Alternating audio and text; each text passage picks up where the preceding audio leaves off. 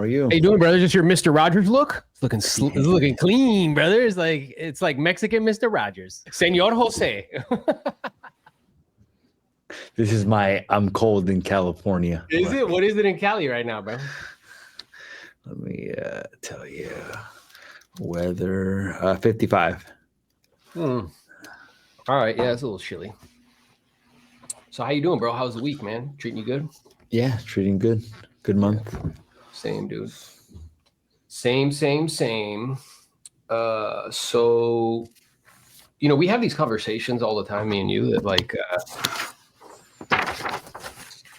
people don't get an opportunity to kind of be a fly on the wall. So I figured today what we can do is have a conversation that we've actually been talking about a lot lately, not only for ourselves individually, but also for agents, that we work with now in this ever expanding, growing organization that's coast to coast in 15 states and continuing to multiply, is this issue of judgment. Mm-hmm. And I sent you something the other day that said, in a world of infinite leverage, judgment is very valuable. And first, I think it would be very helpful if we define what we mean by judgment. My definition, which is not mine, I got it from somebody else, is that judgment is really about what's best for the long term. That's the definition of good judgment. What is best for the long term? And I have found, which I believe you have as well, and we constantly keep talking about this, is making decisions, like elongating time horizons and making decisions that are kind of pushed out in terms of outcomes and kind of long-term centered, has really served me and you incredibly well. And what we see happen on a regular basis is that short-term thinking clouds judgment and causes people to make decisions that really don't serve them long-term. Agreed. And what we talk about as well too is that whenever you see somebody succeeding, that a lot of times it's not one good decision that they made, it's a bunch of little decisions that they've made continually over time, and those little good decisions start to compound in the end. So I think, and vice versa. So meaning, if somebody isn't doing as well, you'll notice that it's small decisions that they've been making that have led them to where they are. So I looked up the word judgment on Google, and it says judgment is a decision or opinion made after evaluating circumstances. It could also refer to the ability to make a considered decision. So when I think judgment, having good judgment, it just basically means to me being able to evaluate different situations and then make the right decision. And a lot of times, like Aaron said, it's a decision that is over the long period of time, not thinking about what's good for right now, thinking, okay, what's good for the long term. Yeah. And what I have found is that, and we can give examples, let's say, in our industry, because I think this topic applies to all things in terms of, am I making decisions that are long-term focused in relationships? Am I making decisions that are long-term focused with money? Am I making decisions that are long-term focused with lead sources? Mm-hmm. Right? Am I making decisions that are long-term focused with my body and my health? Right? So this encompasses, pretty much every area in your life. And I have found almost uniformly that by taking a longer view and using the context of what would be best in the long run, it has caused me to be a better decision maker and have better judgment. And now what happens is, as a result, is it's not uncommon that people come to me and you and ask us questions that really pertain to judgment. Like, what do you think would be kind of best here, right? So an example of this would be, let's say at the beginning of my career and your career, because I know we heard the same information. People were giving us data and they were saying like, yeah, here's how you do business, whether it's open houses, have your name tag on, farm a geographical area. And me and you both took that data and produced very basic outcomes. The reason is because the data is basic. It's not great data. And then we were presented with a different approach that gave us long-term. So I think Aaron cut out. So I'll tell you guys where like my judgment started to happen, and how I started to develop the judgment aspect of it. So I had my first mentor. His name was Vicente, and he basically approached me at the very beginning and said, "I'll charge you 50% of your commissions, and I'll mentor you." And I said, "No, thank you." Bad decision, by the way. Bad judgment right there. I said, I can figure it out on my own. So I basically went 6 months, no sales. He came back to me and said, look, I'll still mentor you. I'll still charge you 50%, but I'll basically teach you everything that I know. Luckily, the second time around, I was willing to put my ego to the side and said, okay, what do I really have to lose? And the next 6 months, I started to basically I closed 9 deals in the next 6 months. So no deals for 6 months, 9 deals in the next 6 months. So I basically got lucky the first time that I had somebody that was believable that came up to me and asked me to mentor me. Now, what I've learned since then is that if I'm going to allow somebody access to the way that they think, they have to be producing outcomes that I want to receive. So now here's a poor judgment that I see agents make sometimes. They will have a mentor.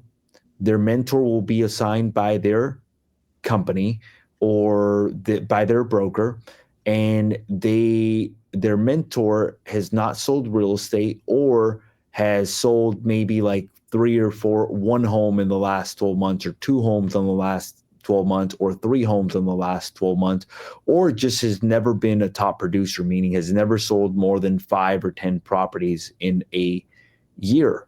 Now, what I find a lot of times is that agents come in and they're like, yeah, I want to sell 50 homes in a year, but the agent that they're being mentored by has never sold more than 10 properties in a year.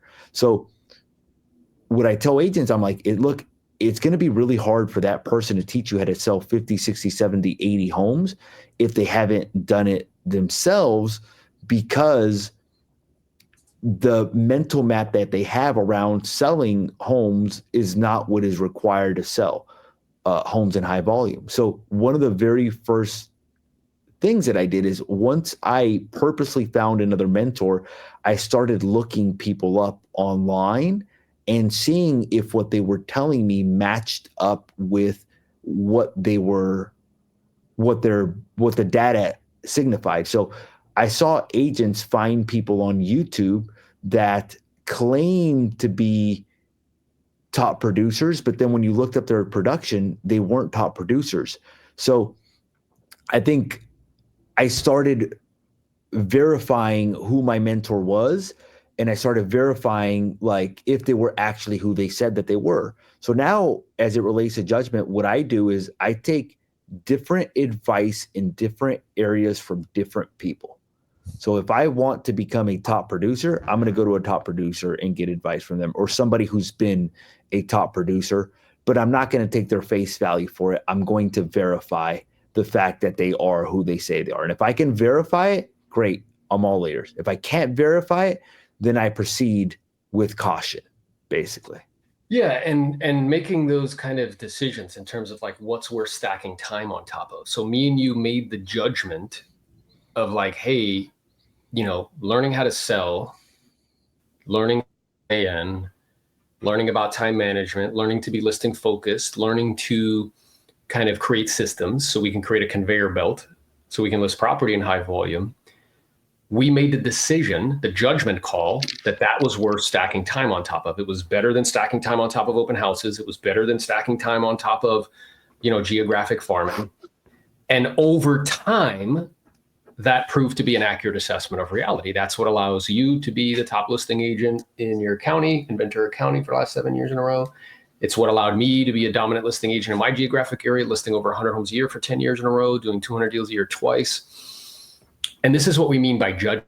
And I think the challenge is, Jose, is that agents are bombarded with information with regards to what's a good use of time. And part of the issue is to your point, it's figuring out who's going to be the guide. Who am I going to go to actually listen as far as what they're telling me is worth stacking time on top of long term. And if they don't have a guide, then they're left to try to piece information together on YouTube. And I see that they end up, oftentimes going for short-term solutions to long-term problems, right? Short-term solutions would be like, getting into bed with these lead sources that are taking increasingly bigger rips on referral fees, where you end up basically working for them, right? Short-term solution would be, perhaps partnering with a team where they're feeding you, which I understand, it's an ecosystem and that sort of thing. But the problem with that is increasingly those agents are just making referral fees when it all shakes out. So, judgment is critical as it pertains to not only kind of being productive in this business, but really getting ahead versus just getting by. Yeah.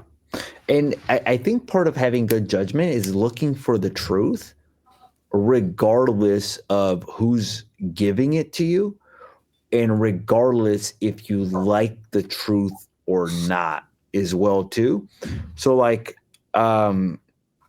think if you're looking for what is true versus how is it being delivered to me, who is the person delivering it to me, and do I like it? So when you said that we wanted to focus on listings based.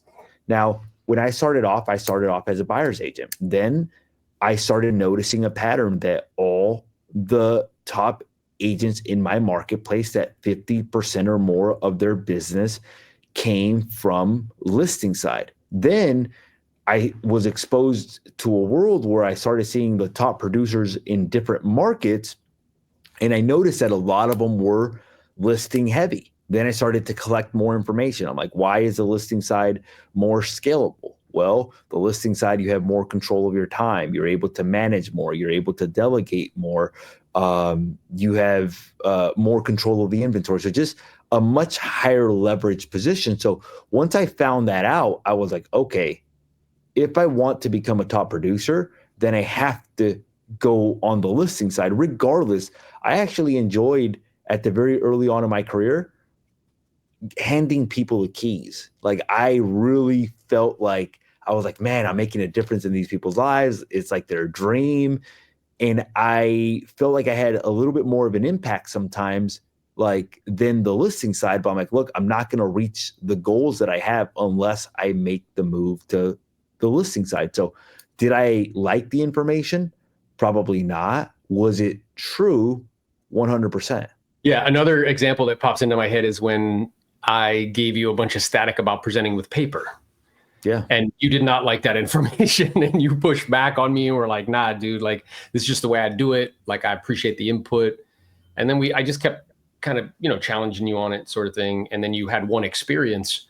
And once you had that experience, then you were like, okay, this makes sense to me. And you started to present with an iPad moving forward, and you haven't gone back since. So I think what you're saying is very true. I think most people aren't actually interested in the truth. They just want to be right.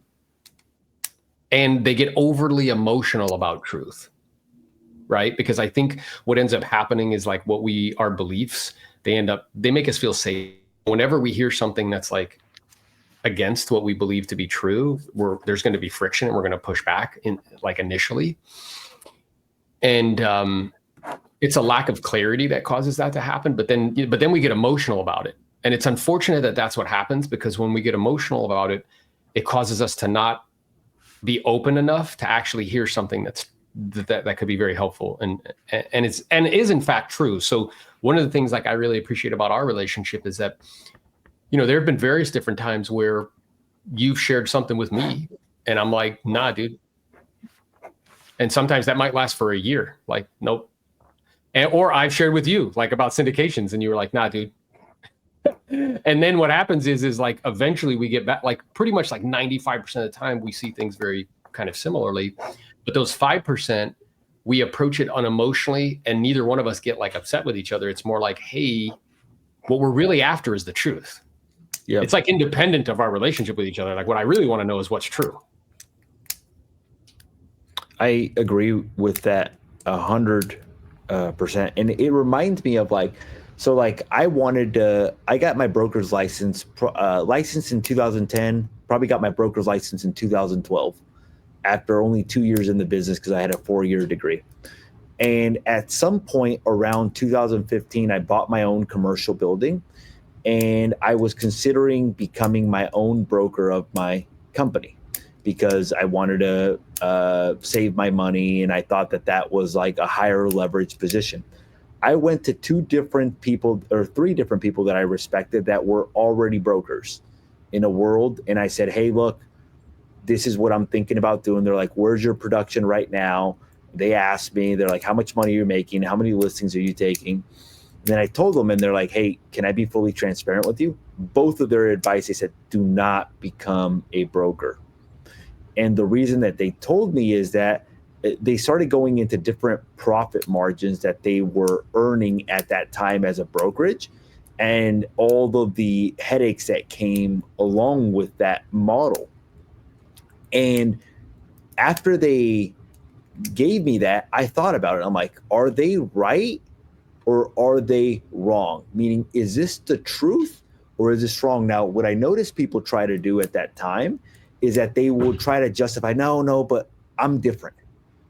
Meaning like I can do things differently. No, that's what worked out for them, but that's not the way that it's going to work out for me. Or I can do better or I can do differently. But once they started going out in terms of margins of profit that they were making like as a business, and they started going into all the risks that they had to take by signing leases, being the broker of record, the liability that came along with it. I'm like, I may not like it, but this is the truth. There was a time where I was thinking about opening up a property management company as well too. And I called a gentleman by the name of Brian Troop. Brian Troop is one of the OGs of real estate in Ventura County. And he actually had, I don't remember the number, but I heard that he had like something like 30 or 40% of market share of all the agents in Ventura County, bro. So he was like huge and everybody worked for him at some point. And obviously he's a lot older than me. He's got a higher net worth than I do, did very well for himself, owned a real estate brokerage, owned a lending company, owned a property management company. And I went to him and I said, look, I've got a candidate for a property manager that I can bring on that already runs a property management company with probably like 15,000 units in Ventura County. And she says she can run the entire thing because she runs the entire thing right now. And I already own like 57 rentals by myself and my dad owns another 25. I was like, I think it would actually be really good if we bring that in-house and have her manage our rentals as well too, and then open it up. And I told him, I think it would also be a good listing source. And what he told me is like, look, you can do that if you want to, but I wouldn't recommend against it. And then he started telling me all the things that he experienced in running a property management company. And then he explained it to me in a way where he's like, look, there's so many ways to make $1 million. It's not like you can't make $1 million running a property management company. He's like, there's just easier ways to make $1 million without it being as litigious. Like, meaning like, he's like, look, you're going to be having lawsuits all the time. And then I interviewed a property management company and I asked him the same things that Brian told me. So I interviewed like this company called Bay Management. He told me, look, you're gonna be getting a lawsuit every single week. He went over margins as well too, as to what the margins were for a property management company. And at the end of it, I was like, I may not like it. This is the truth.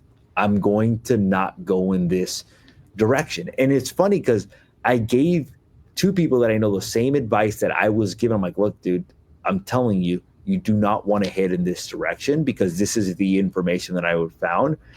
And a lot of the things that I hear is like, I don't think I would be able to live with myself if I didn't try it. Or I don't think I would be able to live with myself if I didn't play this full out. Yeah. And it's like whenever you make a bad judgment call, not only is it you tried it out, but now you've lost 5 years of your life. And that sets you back 5 years, where in those 5 years where I stayed away from the brokerage, I stayed away from the property management, and I said, look, this is the bread and butter, selling real estate in high volume. That's allowed me to basically create a moat where I have very good financials now. But it's like, it's basically being presented with an opportunity, running it by people that have already been there, not thinking that you're smarter than them, and then basically deciding, okay, is this good? And is this the way, and is this something that I want to do? And if it's not, then just being like, okay, good, and being okay with that decision. A lot of people think that the management of the properties is that they look at it as a way to get additional business, but there's easier ways to get additional business without having to go through the colonoscopy of running a property management. Well, that and all of the friction. Yeah. That's involved. So it's interesting in the sense that, like, when, and this is what goes be underneath that, like in a world of infinite leverage, you know, that these platforms provide us with, and software and the internet and things of that nature. This is what that means, that judgment is actually really, really valuable. Like, what's worth pursuing? I think part of there's two things that come up for me as I hear you talk about this and when we have conversations with people. The first is you clicking your pen, because I can hear that. Oh, yeah. The second is exactly. He's like, click, click, click, click. The second, so the first one is like that. Bro, you were doing it the whole time of the thing too. I'm sure other people are like, bro. So one that comes up is like people confuse like strategy and like a kind of their identity. Yeah. So the strategy being like, hey, what's worth stacking time on top of, versus like, hey, I wouldn't be okay with myself if I didn't give it a try. That's an identity thing. That's an ego thing. And there's nothing worse than watching somebody run enthusiastically in the wrong direction. And then when somebody's like that, because me and you have spoken to those people who call us, by the way, afterwards, a year later, and are like, Roy just put a pen in the thing. It's funny. And are like, yeah, dude, this is not what I thought it was. Like, yeah, we discussed that like 12, 18 months ago. You know what I'm saying? But it's really like an ego thing. It's thinking like, oh, well, maybe they can't do it, but I can do it. It's kind of like somebody pounding on their chest when like the automobile comes out and they're like, I'm going to get into the horse business. And, you know, like, I just wouldn't be okay with myself if I didn't give it a try. And it's like, well, I guess so. But there's this other thing over there. Like, you're in the wrong vehicle. I love the spirit, but you're in the wrong vehicle is really the issue. So that's like the first one.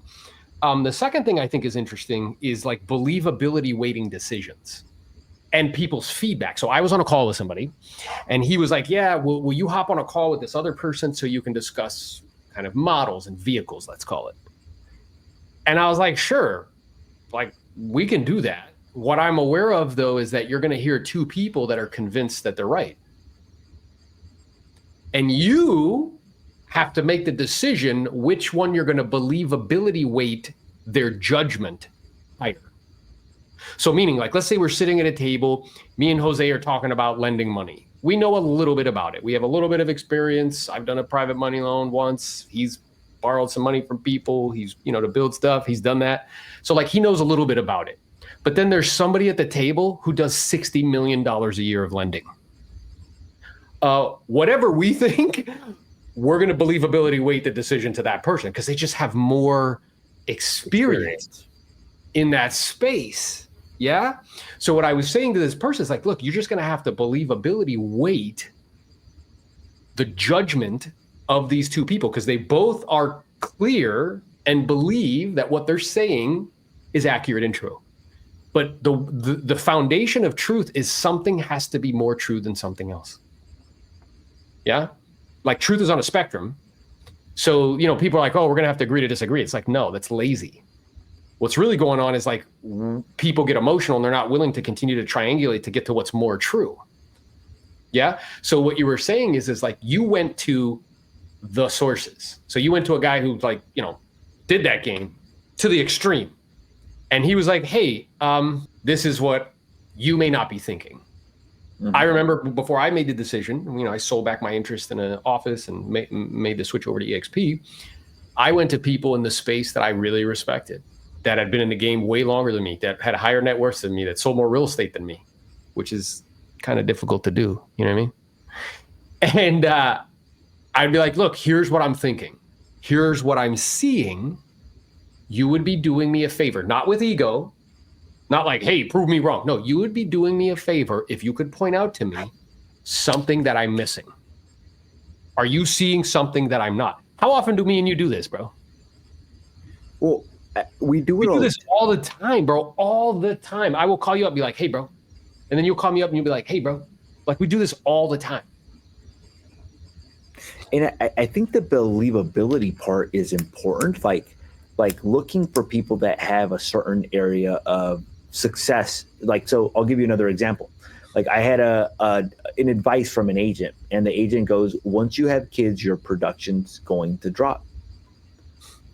That's what he said to me. But the problem is that agent was not believable, meaning he was not achieving the outcomes that I wanted to achieve. He was a top producer at one time, but his production did not drop because he had kids. His production dropped because the market shifted, and he went from an REO agent to a traditional agent, and he didn't make the right shifts at that moment. And so perhaps he didn't set up systems on the back end at the house and like all this other stuff. Yeah. So the believability wasn't somebody that I was willing to take advice from. I mentioned this to you. I was at a family party one time and somebody was trying to give me marriage advice. And I told them, look, I love you. Just because you're telling me this, that doesn't mean that it's true. I'm like, look, there's certain areas where I would take advice from you. I told them I would take advice from you on X, Y, and Z, but there's certain areas that I would not take advice from you on because I don't believe that you're where I would like to be in those areas. He did not like that, but it was the truth as well too. And then even at listing presentations, sometimes like I'll be closing and then I'll ask the seller, I'll be like, look, let's say you get let's say another agent comes and basically they say, look, instead of saying the 950 that Jose's telling you he can sell it for, that they say $1,050,000. Like, what would you do in that situation? They're like, well, I don't know. I'm like, it's probably going to be really tempting for you, right? And they're like, well, yeah, if somebody else is telling us $1,050,000, it's probably going to be really tempting. Okay. So can I share with you something? Or then I ask, is experience important to you? They'd be like, yes. I'm like, can I share with you how to determine how much experience an agent has? Then I go through this process where I show them how to determine how much experience an agent has. So and then I'll be like, let me ask you a question. If the agent who's telling you $1,050,000 has only sold 3 homes in the last 12 months, and the agent that's telling you $950,000 has sold 100 homes in the last 12 months, which agent do you believe would be more likely to be right or more likely to be guiding you in the right direction? And they go, well, the one that's selling 950. And and I'm thinking about it right now, and all that really is saying who's more believable. Who's more believable, basically. And that's what I'm saying. And a lot of times they're like, well, the person with the better track record is obviously more believable than the other individual. So I think if we break it down, it really, having good judgment is really about being a good decision maker. And it comes down to collecting information, and then the information that you collect, giving it different weight. Meaning like giving more weight to the information that you collect to the people that are more believable in that department. and then using that information to be able to make the right decision. So like, for example, if somebody's telling me like, oh, like this company's better than that company, but that person unfortunately has made poor decisions in their life, and you can tell that they've made poor decisions because they're living paycheck to paycheck and maybe don't even own a primary residence, or don't own a primary residence, don't own any investments, or don't have a high net worth. Yeah. Then it's like who's got more weight in the believability, and then using that, even if it's the information that you don't like. Agreed. So I was writing down, like, as you were saying that, it's like, if we were going to put a formula for good judgment, the first formula is you have to collect data. Yep. Agreed. And what I'm really interested in is I'm interested in like mental maps. Yeah. So like maps that are true. And I can get those from various different sources. So examples would be like compounding interest. Like that comes from mathematics, probably like high school algebra. But that is a mental map that you can then take and stack on top of reality to see what's true or not. Another one could come from biology, which is ecosystems, where if you change one thing in an ecosystem, everything changes in response to the ecosystem, right? Another one could be, which we talk about a lot, PLAN, prospect, lead, follow-up, go on appointments, negotiate deals. That is a mental map. Then taking the mental map of, let's say, like millionaires or thousandaires think, what do I need to do? Millionaires think in systems. That is a mental map. So you acquire these mental maps, and you don't need a lot of them. You maybe need like, I don't know, 80 to 90 mental maps. But the goal is to stack those mental maps on top of this thing we call reality, so I can kind of filter through and see what's true. Now, once I've done that, let's say on a particular topic, now I seek out believable people in that space. So I'm like, hey, Jose, you own 57 doors. Here's my mental maps. I'm thinking about doing this investment. Here's my plan. What do you think? And then you shut up. You don't argue with them. You don't fight with them. Bro, I was on a call recently, and this guy was like wanting to fight with me about media. And I'm like, how much money do you make from media? He's like, none. I'm like, so like, why do I imagine that whatever I perceive to be true is true? Because otherwise I'd be producing a different outcome. Well, not only that, but like as it relates to media specifically, it's also paying attention as well too. Like I notice a trend or a pattern that a lot of the people that were becoming billionaires had a big personal brand on social media. So like if you look at the Kylie Jenners of the world, you look at the Logan Pauls of the world, Jake Paul, you look at the Nelk Boys, you look at Mr. Beast, all of these people are on the path to become billionaires with a B.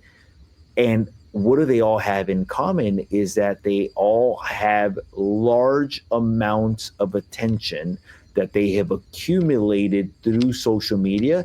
And then once they have that attention, they're able to create different things as a result of it. So for that individual to believe that that's not true, there's very good examples of it being true.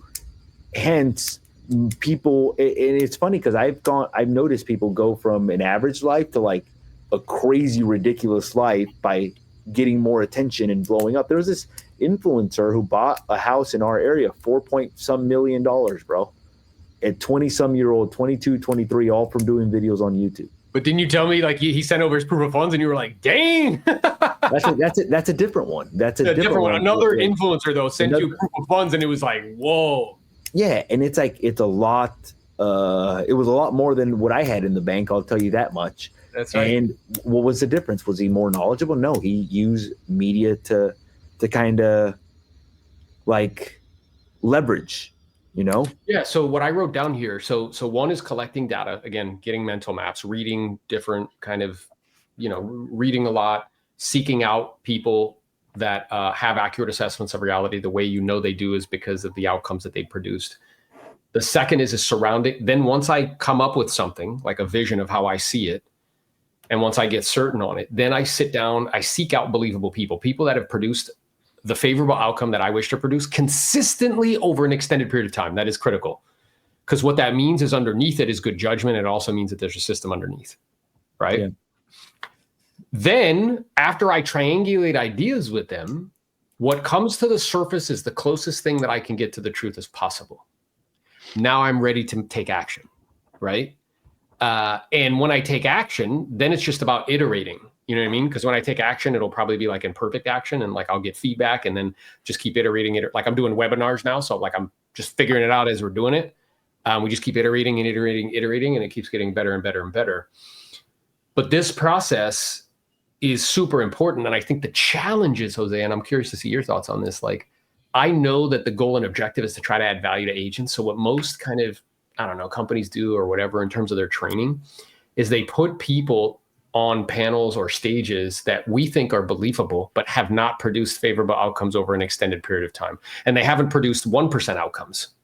And then they tell us things that just are like, you know, kind of super general, like find your magic, or you know what I mean? You're like, what? It doesn't make any sense. I think it's important. So like I looked at this and I said, material possessions does not mean that they're believable. No. So having a Lamborghini does not make that person believable. Having a nice car does not make that person believable. Because like, and this is funny because when I got started in real estate, there was this guy that was really big on YouTube that was teaching people how to make cold calls online. And I was lucky enough that that person shared the same MLS that I did. And he was claiming that he was selling hundreds of homes a year. So what did I do? I verified to see if he was really selling that amount of homes a year. And once I saw that he was not selling the amount of homes, I noticed that more and more people started calling him out on it. So he started saying that a lot of the properties that he was selling were all off market, that they never came on the market, which is just an additional lie. I mean, you could sell like maybe like 5% of your stuff off market, maybe 10% if you're an agent off market, but 100% of your stuff is it just raises red flags, you know? So what did I do? I just said, okay, like this person has a good ideas, but I don't know if I want this person mentoring me because now I can't trust them. And the same thing happened with a different gentleman that I was hanging out with that had a nice Ferrari. And I went online and he was claiming on social media that his company had X amount of production. And I was out producing by myself the entire company when I did the research. And what did I do? Once again, he became less believable in my eyes because I couldn't trust what he was telling me to be true because he was overinflating numbers, everything. So yeah. What did I do? I just basically made a decision not to allow them not to give them access to your thinking, my thinking, basically. Yeah. I remember you shared with me, that's how you kind of that's how you made a decision that you wanted to be as a guide to help you to list property in high volume. You went online, you looked, you saw, oh yeah, he does sell 150, like 200 homes a year. And then you were like, okay, I need to do whatever I need to do to start to role play with him and start to formulate a relationship. And once I verified it, I'm like, okay, good. I'm going to be a good student. I'm going to come to this person with questions. I am going to listen to what they tell me. And if they tell me to do a certain something, I am going to do it because he's got the results that I want. And it's funny because my brother-in-law went to a seminar recently, which a lot of people attend. And he comes back and he goes, what do you think? This guy said this to me. I'm like, did you look up his production? And he goes, no, I haven't looked it up. I'm like, okay, let's look it up together. I'm like, okay, he's saying this to you. I'm telling you this. This is the production right here. This is this. And he goes, okay. Comes back and he goes, this other guy told me this. I'm like, did you look up their production? Oh, I haven't. Go look it up and then come talk to me. And then he's running things by me. And I'm like, look, you can do that. But the reality is that, like, because there was this guy that told them, like, hey, look, like, hey, this is how we handle the commission structure now. And he sells like 10 deals a year. And a lot of them, what I told them, I'm like, look, what you also have to pay attention is to where are they getting their deals. I'm like, look, you see this little Zillow badge? That means that they're part of the Zillow Flex account. That means most of their deals are coming from that Zillow Flex account. The leads that you're chasing are a little bit different than these, which means that the approach might vary slightly. So I think just verifying that who you're talking to is really who they say that they are, in a world where anybody can rent out a car, anybody can rent out a plane. And yeah, there's people that have Ferraris, but if you look at where they made their money, they made it on the coaching, not the actual Not the actual production, thing. not Yeah. doing the actual thing. And this proves what we're talking about. It illustrates it so beautifully well, because here you're, Jaime, who is right next to you, who is the top agent in your marketplace for an extended period of time. Nobody's listed more homes than Jose over the last 7 years in his county. And he's still saying like, oh man, this person told me this. So it just demonstrates how confusing the marketplace can be. And it proves what we're talking about perfectly, where he's going out, he's collecting data, and then people are saying this to him, and he's like, oh, well, what do you think? He's going back to a believable person. You're like, well, let's look it up. Let's look how believable somebody is. It's like when people tell me, they're like, well, your scripts are like wordy. And I'm like, how many homes do you sell a year? Yeah, like, okay. Like I listed 100 homes a year for 10 years in a row, did 200 deals a year twice. So, you know what I mean? So, but it demonstrates perfectly, because here's somebody who has a believable person right next to him. He knows you. He watches what you're doing. He's watching you do it. Like literally standing right next to you and watching you do it. And yet he's still potentially influenced by others' kind of thinking, by others' suggestions. Well, and it was funny because he went to that seminar, and some other guy that we all know was telling him that owning a brokerage was much better than doing the whole EXP model. And his logic was, I could eventually sell the brokerage, basically. And what I explained to Jaime, I'm like, look, yes, he's right. He could sell the brokerage. What I'm letting you know is that in order to grow a large brokerage, there's going to be a lot of different things that you have to do, meaning you're going to have to sign up for leases. I guarantee you, I told him, I guarantee you, he's probably got at least 4 or 5 different 15 to 20,000 a month leases that he signed up for in those locations. Then I kind of showed him a little graph, and I said, in this graph, I'm like, I'm reading this book, and it's called How to Start, Scale, and Exit a Business. And it talked about the most scalable business. I said, look, what are the least scalable businesses? And it said businesses that have retail locations, basically, like restaurants, brokerages, anything that has a storefront is less scalable. And I'm like, what is the highest scalable? He goes, and it said digital products. I said, so look, you can make, let's say you make $10 million there, but the profit margin is only 10%. You're netting $1 million a year. I'm like, there's different ways to make $1 million that likely have less risk. Yeah, and all that person is doing, because I was at EXPCon, they asked me to do a talk on media, and somebody literally stood up in the room and was arguing with me. And it was kind of fascinating to observe. I think a younger version of me, the younger, kind of more, I don't know, open to kind of confronting people in that manner version of me would have engaged with that. He wasn't interested in triangulating. He was convinced that he was right and trying to prove me wrong in front of a bunch of people.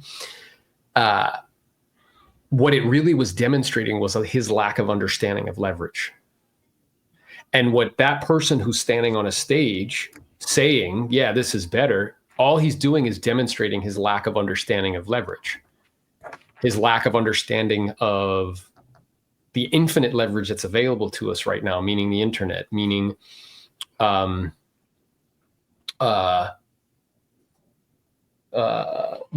these platforms. He doesn't understand that me and you are actually in the brokerage business, but we have an operational partner, which means we can scale infinitely. You know what I'm saying? And you don't have boundaries. No, there's no geographic boundaries. Yeah, I can partner up with people in different parts of the country. He can't. He could only partner up with people in California. That geographic area. And and he has all the leverage of labor without the management of labor. He has the leverage of labor and he has to manage the labor. He has the leverage of labor, but he also has to has the capital requirements of labor, where we don't have either one. So all it is a fundamental lack of understanding of leverage. And for me, I think one of the things that me and you are really aware of. I think as you start to kind of gather mental maps, we both realize that we're wrong. The question is just to what extent. I think if you can really adopt that type of thinking, you'll be a better decision maker. Oh, and also if you can think in probabilities, not exacts.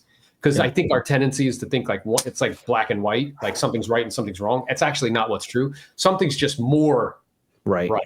Right. And I just want to be more right than wrong. Right. So if I think in like, what's the probability if I do this, that this will happen? And a lot of our conversations are like that. I'm like, hey, what's the probability like? And we'll just kind of triangulate, and it'll go both ways. Like, what's the probability if we do this, that this will happen? Right. So we are kind of believable for each other and for others, you know, who reach out to us. But like, yeah. So thinking in probabilities, but then also, not getting kind of, again, emotionally attached, and recognizing that as I learn more, we realize that we're wrong. The question is just to what extent. And I want to be more right than wrong. That's all. And that's a better way of thinking about it, right? And what I'm aware of, you know, some people, they, and it's unfortunate because a believable person can help you to save like days, weeks, months, decades worth of time running in the wrong direction. Right. So it's just finding those individuals, and then like me and you kind of, you know, humbly sitting there and be like, hey, what can you teach? Like when I didn't understand about media, bro, I sat down with somebody that you sat down with, and I'm like, dude, I don't know this. Show me. Or when I kind of embarked down this like attraction game, I'm like, I don't really understand it. I kind of understand it. And I started to gather lots of information, surround myself with believable people. And now, bam, you know, we're one of the fastest growing organizations in the company. Yeah. I think that also like reading books on certain topics as well too. I think that helps start training. Like I'm reading one called Common Sense Investing by Jack Bogle. And what he's talking about in that book right now is just basically like how it's so much riskier to pick individual stocks than to bet on the market. Yeah, the index. Yeah. The index. And he's also talking about how like 80% of the mutual funds that have ever existed, something like that have basically gone out of business, basically. Yeah. And there's some key mental maps there where he's like, look, you can't control, you can't really pick who the best pickers are going to be because they all revert to the mean. Yeah. Only a handful of people that have been able to like beat the market, you know, historically. And it's like, you count them on one hand. It was like 2 out of 385 funds or something like that. It's insane. And he's like, you can't control any of that, but what you can control is cost. Yeah. So if I can keep costs at a minimal, then what happens is over time, because costs compound in the same direction that interest does. We don't think about it that way. So it's funny you should say this, because I was just having a conversation with somebody where, you know, I have somebody in my life who helps me, you know, in that area in terms of like, you know, allocation and taxes and things of that nature. And a lot of people have like money managers who take a percentage, let's say 1% of whatever fees under management. And then that money manager puts them into mutual funds that also has a expense ratio. A fee, yeah. So let's say it's 2%. And you're like, yeah, it's 2%. Well, what we don't realize is costs compound over time in the same direction that interest does. So over a 30-year time frame, that 2% means the difference between ended up with $1 million or ended up with 600,000. It's an enormous difference, like gigantic. So that mental map, though, is really critical. And when you realize, like Buffett, he made a bet with like hedge funds that he could that the index, he would invest $1 million, and that the index would beat the hedge funds over a 10-year time frame. He won because he understands math. They have to overcome the drag of all their fees and costs, and it's like almost impossible to do. So, but do you see how like by reading that book, now you have like, oh, this is a mental map. And then I can stack that on top of like, oh, like, because when you're young, you figure like, I can do this all myself, whatever. And it's like, well, now that I understand that, like, you know, your thinking changes. Well, I was even having a conversation with an individual, and he was like, oh yeah, I've got this one stock and it's performing really well. And he's like, and I'm convicted on this stock. So I just keep, if it drops, I just keep investing more in it. And I just thought to myself, he says one thing in the book, he's like, don't look for the needle in the haystack, buy the haystack. That's right. which means that if you just buy the cumulative return of the marketplace and minimize your costs and let it compound over time, you're going to do a lot better than the market in general. And I think also like reading books on finances, reading book, like not only looking for believable people, but reading certain books, I think help you with becoming a better decision maker and getting better judgment. And then reading books that like have like opposite arguments as well too. Like, so not only reading what you like, if I read a book on how to run a property management business, they're going to make it seem like, hey, it's like the best thing since cake and ice cream. But like being open to like contradictory opinions and then being like, okay, what is more probable to happen? You know what I thought? I would be like, nah, bro, you can't say that, because you're like, it's the best thing since cake and ice cream. I'm like, yeah, Jose, it's the best thing since rice and beans. You'll be like, bro, why are you doing that, bro? It's not necessary. It's too funny, bro.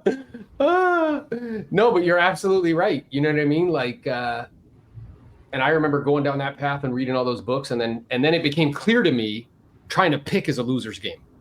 100%. Like 1,000,000%. So then it's like, okay, if I'm going to play in that playground, index funds is the way to go. You know what I'm saying? Not only that, but the mental time, the energy, the resources, the emotional, like that comes along with that, which detracts you from the one thing that you're doing. Yes. That if you focus on that one thing can actually help you grow. Which informed my thinking when it came to investing in real estate. It informed like the same kind of thinking informed when I was making a decision about like owning physical assets versus doing syndication. You know what I'm saying? That book is such a good book. That reversion to the mean thing, he basically talks about like, okay, like the first 5 years, like a fund overperforms in some cases, and then everybody dumps the money into it. And then they did an analysis of the next 5 years, and then it underperforms because it reverts to the means. And it just gives tons of examples of all of these different situations that happen. So can people beat the market? Yes. Can people? And the other thing is confusing luck with skill. Yeah. Like I know people that bought properties in 2015 and they sold it 2020, and they think that they're incredibly smart and that they're great at real estate. What happened was that potentially that the market just appreciated over that time. It doesn't mean that they timed the market perfectly. It just means that the market was favorable. So it's like sometimes when people invest in, like people were investing in NFTs and like buying an NFT and selling an NFT or whatever, it was like when everybody's making money, it's easy to confuse luck with actual skill. And most of it is, I think also because of our natural kind of nature to be prideful, we're lent to believe that it's skill. Like, you know what I mean? Versus, it was just like luck. Same thing happened in real estate in like 2000, 4, 5, and 6. Everybody thought they were a genius. But fuck, it wasn't skill. And there's another wonderful book after you read that one called What I Learned Losing $1 Million. And that book should be required reading for anybody that wants to deploy capital, because it's a shame that people who don't mess things up don't like do seminars. Because like you could learn from people how to do something and you can also learn how not to do something, but they're both equally as valuable. So if like there was a seminar, and I know me and you would be in the front row, like how I screwed up my marriage, me and you would be in the front row taking notes because I don't want to do that. You know what I'm saying? I'd be like, shh, you know? But in this book, he describes how he lost $1 million in like a month in like the 80s, which was a lot of money. Insane amount of money back then. And he's basically, here's a very good mental map. He said there's an infinite ways to make money. There's only a handful of ways to lose it, and they're almost all psychological. So if you can avoid those psychological pitfalls, then you dramatically increase the probability that you won't lose money, right? And he talks about it there, luck with skill, because during then it was like the roaring kind of period where everything was doing great and he was just picking and he thought he was a genius when he was just lucky. And then the marketplace took a shift, and he didn't understand the other thing that's golden from that book is the definition of words. I really do think, Jose, that part of the reason why people don't create outcomes is they don't actually know what words mean. And I don't mean that like they're not intelligent. They just don't know what the root of the word is. So like in the investing space, there's 5 words that you need to be clear on. One is investing. Investing, the definition of investing is the purpose is to not lose money. It's the preservation of capital. That's number one. Not an increase, it's to preserve the capital with the goal and objective that you will receive it back over an extended period of time in the forms of rents, dividends, and royalties. Now, by definition, right there, that is a long-term thing. Yeah, that's what it actually means. But when people say that word, they oftentimes mean something else, right? So speculating, it comes from the Latin derivative. It means spectare. It means to see. It's like you're seeing something into the future. The only return that you're going to get is if it increases in value. That's to speculate. Trading is where you try to buy for $1 and sell for $3. That's a trade. Yeah. Like flipping. Yeah. It's like flipping. That's exactly what it is. So people will say, I'm investing. I'm doing flips. No, you're not. You're trading. Those are 2 different things. Yeah. Then there's betting. Betting is where there's I'm putting a wager on a particular outcome. Yeah. And if that outcome happens, then I receive, whatever the wager is. And then there's gambling. Gambling is actually not about winning or losing. It's about entertainment. And the price for the entertainment is the wager, right? But now that you're clear, once you're clear on what those words mean, you have better mental maps. So people would come to me, Jose, they'd be like, hey, I got X amount of dollars and I want to put it in this whatever coin, right? I'm like, okay. So he's like, yeah, I want to invest. And I'm like, okay, that's an interesting choice of words. I'm going to explain to you what these words mean. Then I'm going to ask you some questions. So I explained to him all the words, right? And I'm like, okay, what is this? Is this an investment where the goal is to preserve capital, where you're going to receive it back in the form of rents, dividends, and royalties? He said, no. I said, okay. Is this speculating, where you're hoping it goes up in value over time? He's like, yeah. Is this betting that this gets adopted or whatever? He's like, yeah. And does it cause you to get a little bit of excitement internally? So there's a little bit of gambling involved. He's like, yeah. I'm like, okay, and what percentage of your net worth is this? He's like, well, it's like pretty much all the money I got. I'm like, all right. So under normal conditions, would you bet, gamble, and speculate with all of your net worth? And he was like, no. So I'm like, what do you think you should do? You think you should do it or not? He's like, no. But do you see how, because I read that book, because I had that mental map, because I understood what those words meant, now I have better what? Judgment. So I think, so if we're coming down to the how to improve your judgment, reading books from credible people that are experts in their field, yep. Collecting data, triangulating ideas with believable people, and then asking yourself, what is more probable? And when you're triangulating ideas, give more weight to the individuals that have a better track record in whatever field that they are. It's an example. If I read a book, which I wouldn't, from a guy that he's like picking individual stocks, this is a key formula, and his net worth is 500,000 or $1 million. And then I got Jack Bogle, who's a billionaire, saying, hey, that's not the right strategy. Who am I going to give more weight to? I'm going to give more weight to Jack Bogle. Here's the other thing too, and this comes down to believable people. When I was building my team, I went to Lars, who basically built a very successful real estate team and then coached real estate teams on how to do the same thing. And he talked about how to structure splits with agents. And what he explained to me, it was like, look, if there's 100% in a pie, right? And you pay, and let's say you assume 30% expenses, just leads, admin, buildings, whatever, that leaves you 70% of the pie. Is like whatever you pay out to buyer agents as splits, whatever you pay, whatever is left over, that's your profit. So if you pay 60% and you have 70% left over, that means you're at a 10% profit margin. So what he made me realize really quickly is for people that are building teams and they had their agents on 80, 90% on their team, there's no way you're going to make any money long term. It's very difficult to do that because he's like, look, if 30% are expenses and now you have your agents on a 40% split, that leaves a 30% profit margin right there. Best case scenario. So what he also made me realize is that some of the teams that were making a profit were because the team leader was still in production, but that if you factored out the team leader's production, the company actually was not profitable because of the splits that he had the other agents on, and that it wasn't a scalable model. But once again, going to believable people, triangulating ideas from them, being like, okay, they've already been down that road. Great. What do I have to do? And then if you have different advice from different team leaders that are like, no, be like, okay, like, what do you make in profit? What percentage do you make? Well, I think no. What do you actually make? Well, last year was a bad year, so I really didn't make very much. Not what I asked you, bro. Like, what did you actually do? What did you make? It's funny because I'll be on the phone with people and they'll be like, well, that's not what I asked. I asked this specific, once again, look, yes or no. Okay.